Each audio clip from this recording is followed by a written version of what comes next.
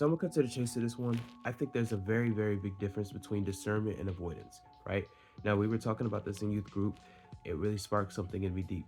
That is, saying there's a conversation to be had doesn't fully do it justice because the situation depends. There's sometimes, this was my point. This is why I disagreed.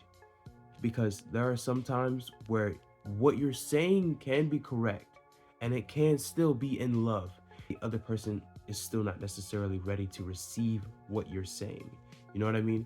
There's a difference between you doing something and knowing you owe another person an apology and going and seeking out reconciliation, as opposed to they did something to me, they now owe me an apology. They might. Where the ego gets in the way is there's a difference between not saying anything to manipulate and not saying anything because they're not ready to be vulnerable about the situation and handle it with maturity. You know what I mean? I think a situation of discernment is when the other person is not necessarily ready to hear what you have to say. For example, if someone did something in particular, what they did was right, how they went about it was wrong. You know they're not ready to hear that because they believe what I did was right. So it doesn't matter how I did it. If you know that's they have a very black and white way of viewing things, that's how they're going to approach it. You know that because you know this person well. For a fact, the conversation is not worth having.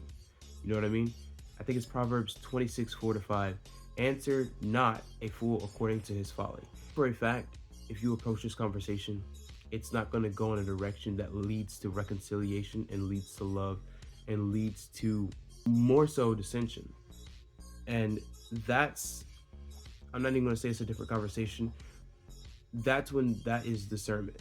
It's not avoidance in this case. Now it's avoidance when you know you're in the wrong and you know there's something you need to go and say and or apologize about. You just kind of hold it off. You know it. You feel the guilt and the shame in your stomach. You mask it with arrogance, like, well, I don't need to apologize, or I was in the right. No, that's your ego speaking. What's really happening is you're covering up the insecurity behind. I know that your judgment is good. I know that when you judge the situation that I partaked in, my actions were not very responsible. They weren't very, I didn't go about it in a way that was level-headed. You know what I mean?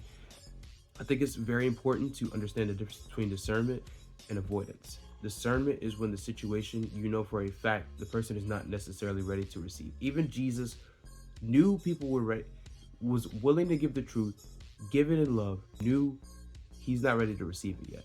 As opposed to avoidance. You did something, you know you should go and apologize and or reconcile. You don't, and you hold it off because you're telling yourself you were right even when you were dead wrong.